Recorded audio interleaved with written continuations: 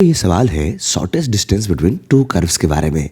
दो कर्व अगर गिवन है तो उनके बीच का शॉर्टेस्ट डिस्टेंस क्या होगा और कैसे फाइंड आउट करते हैं। सबसे पहले हमारे पास में यहाँ पे दो पैराबोला कंसीडर करते हैं। ठीक है, मैं पैराबोला के बारे में बात करता हूँ सबसे पहले। तो बच्चों, ये जो पैराबोला आपको गिवन है y² इक्वल्स टू x-2 और x² इक्वल्स टू y-2, इन दोनों पैराबोला के बीच के डिस्टेंस के बारे में बात करते हैं। एक चीज़ और बता दूं कि अगर कोई भी दो कर्व आपको गिवन है, जैसे मान लीजिए एक कर्व हमारा कुछ ऐसा है और दूसरा कर्व कुछ इस तरह से गिवन है, और हमें ये कहा गया कि दोनों कर्व के बीच का शॉर्टेस्ट डिस्टेंस बताओ, तो बच्चों शॉर्टेस्ट डिस्टेंस किधर होगा।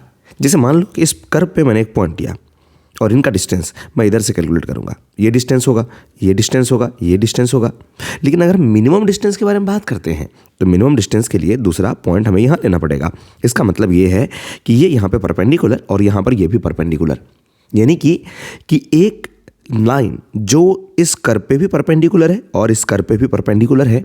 इसका मतलब ये है कि ये लाइन हमारा नॉर्मल है दोनों का। इसका मतलब है कि ये जो शॉर्टेस्ट डिस्टेंस होगा is always along common normal. और दूसरी बात समझते हैं इसमें कि इस पॉइंट पर अगर आप टेंजेंट बनाओगे, है ना, टेंजेंट पे ये परपेंडिकुलर है, बिल्कुल सर, और इस पॉइंट पर भी आप अगर टेंजेंट बनाओगे तो टेंजेंट पे ये परपेंडिकुलर है। तो ये अगर दोनों पे परपेंडिकुलर है, इसका मतलब ये टेंजेंट और ये वाली टेंजेंट आपस में क्या है, पैरेलल लाइन गिवन है। क्या ये बात क्लियर है? यानी कि दोनों इस पर्टिकुलर पॉइंट पर दोनों का स्लोप हम बराबर करके इन पॉइंट्स को हम फाइंड आउट कर सकते हैं, एक तरीका। अब हम बात करते हैं इस क्वेश्चन में देखते हैं कि क्या कहा गया है कि सर क्वेश्चन इज, दोनों पैराबोला को अगर आप देखोगे तो पहला वाला, ये बाद वाला पैराबोला अगर देखें तो y equals to x² plus 2, तो y equals to x² plus 2 आप काफ़ी आसानी से प्लॉट कर सकते हैं कुछ इस तरह का। और दूसरा जो आपको पैराबोला गिवन है x equals to y² plus 2, तो y में स्क्वायर ये x की तरफ ओपन होगा, है ना, कुछ इस तरह से आप ड्रॉ कर सकते हैं। ये रहा।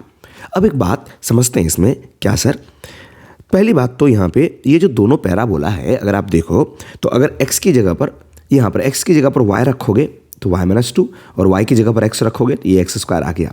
तो ये दोनों पैराबोला x को y से इंटरचेंज करने से या y को x में आपस में इंटरचेंज करने से ये दोनों एक दूसरे के सिमेट्रिक हैं। इसका मतलब क्या सर, इट मीन्स कि both curves are symmetric about what, y equals to x line. अगर आप x और y को इंटरचेंज कर रहे हैं तो सेम कर्व मिल जा रहा है यहाँ पर, तो ये बना symmetric about y equals to x। फिर बात आती है, अगर y इक्वल्स टू x के अबाउट सिमेट्रिक होता है, ये तो जनरल कर्व आपको दिख रहा है, आपस में इंटरसेक्ट नहीं कर रहा है, ठीक है। अगर दोनों आपस में इंटरसेक्ट करता तो क्या होता, डिस्टेंस 0 हो जाता। अभी फिलहाल ये इंटरसेक्ट नहीं कर रहा है, ठीक है। तो दोनों के बीच के डिस्टेंस के बारे में अगर बात करें तो बहुत ही आसान तरीके से आप सोचोगे कैसे कि सर ये देखो, ये जो लाइन है y इक्वल्स टू x के अबाउट सिमेट्रिक है। इसका मतलब ये है कि यहाँ से जो परपेंडिकुलर डिस्टेंस होगा, जो डिस्टेंस ये है सेम डिस्टेंस ये भी है, और दूसरी चीज़ ये लाइन इस पर परपेंडिकुलर है। इसका मतलब ये है कि इस पर्टिकुलर पॉइंट पे सर, इस पर्टिकुलर पॉइंट पर अगर आप टेंजेंट बनाओगे तो वो tangent y equals to x वाली लाइन के पैरेलल होगी।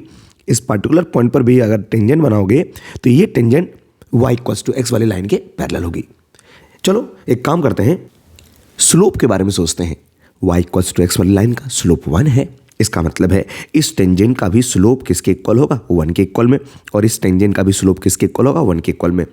तो बच्चों ये वाला ग्राफ, ये वाला हम फंक्शन देखते हैं, तो ये फंक्शन है y² इक्वल्स टू x-2। आओ यहाँ से स्लोप निकालते हैं।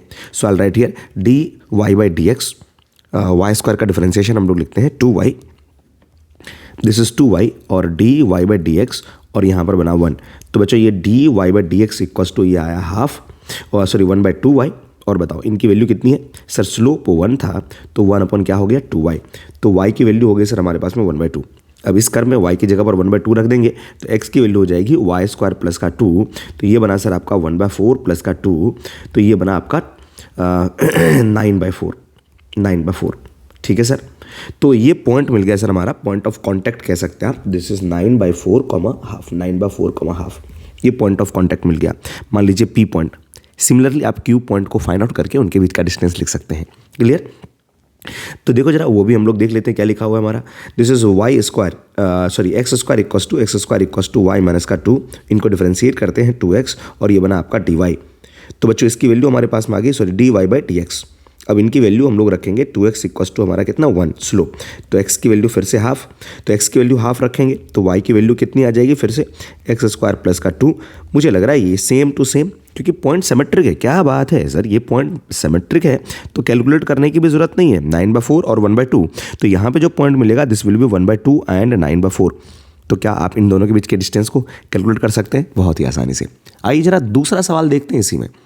दूसरा सवाल जो हमारे पास में गिवन है, कुछ पैराबोला इस तरह से गिवन है, कह रहे कि find the minimum distance between the curves this and this. बच्चों इसमें देखो y में स्क्वायर है तो ये भी एक पैराबोला है, और यहाँ पे x में स्क्वायर है, ये भी एक पैराबोला है। ठीक है, तो इन दोनों के बीच के डिस्टेंस के बारे में कहा गया है कि क्या होगा। सबसे पहली बात, अगर दोनों कर्व इंटरसेक्टिंग होगा, दोनों कर्व अगर इंटरसेक्टिंग होंगे तो उनके बीच का डिस्टेंस क्या हो जाएगा 0। लेकिन पता कैसे करोगे, क्या इनको प्लॉट किया जाए? प्लॉट करने के लिए इसको हमें सिंप्लीफाई करना पड़ेगा थोड़ा सा। मैं बिना सिंप्लीफाई किए थोड़ा सा सोचना चाहता हूँ, क्या हम इसको डायरेक्टली बता सकते हैं?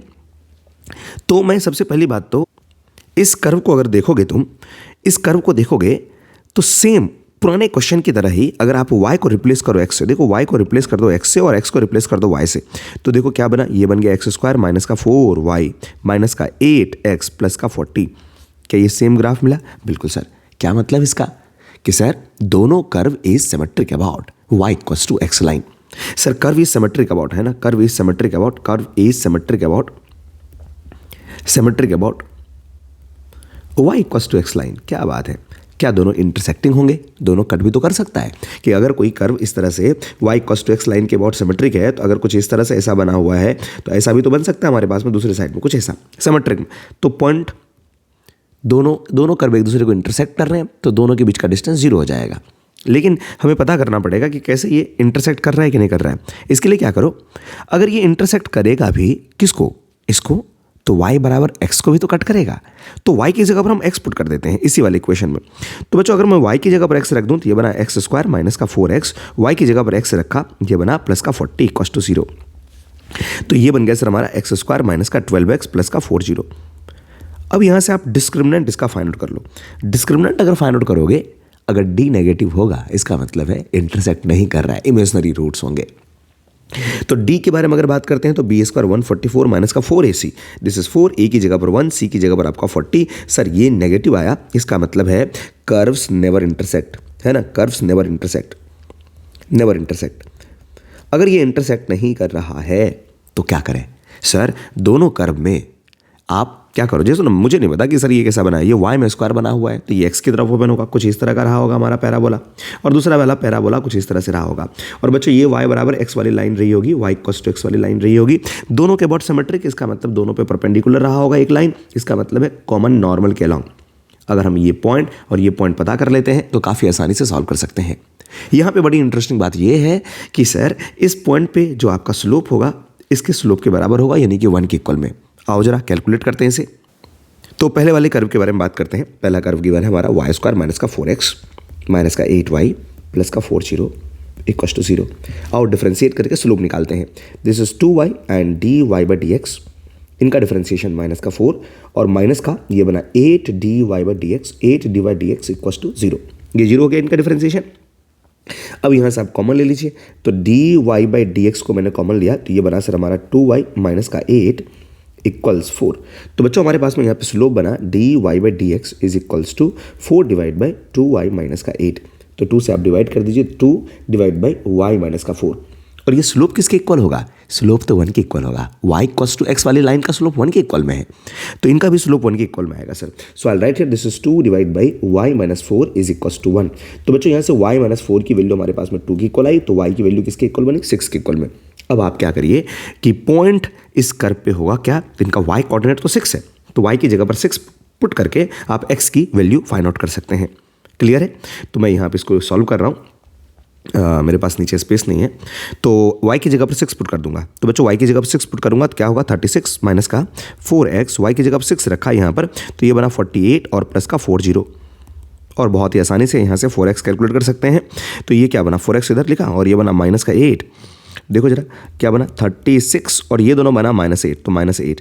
तो ये आया 4x इक्वस टू कितना सर इसमें 28 और x की वैल्यू हमारे पास में कितनी आ गई 7, x की वैल्यू 7 आ गई। तो बहुत ही आसानी से पॉइंट हमने पैराबोला पर देख लिया कि दिस इज x की वैल्यू इज 7, x हमारा 7 है और y की वैल्यू कितनी आ रखी है हमारे पास में 6 आ रखी है। अब एक बात बताओ, अगर दोनों कर्व सिमेट्रिक था तो क्या इस पॉइंट का कोऑर्डिनेट क्या बनेगा 6,7। क्या दोनों के बीच के डिस्टेंस को फाइंड आउट कर सकते हैं बहुत ही आसानी से। ठीक है सर, तो मिलते हैं दूसरे वीडियोज़ में और बात करेंगे क्वेश्चंस के बारे में।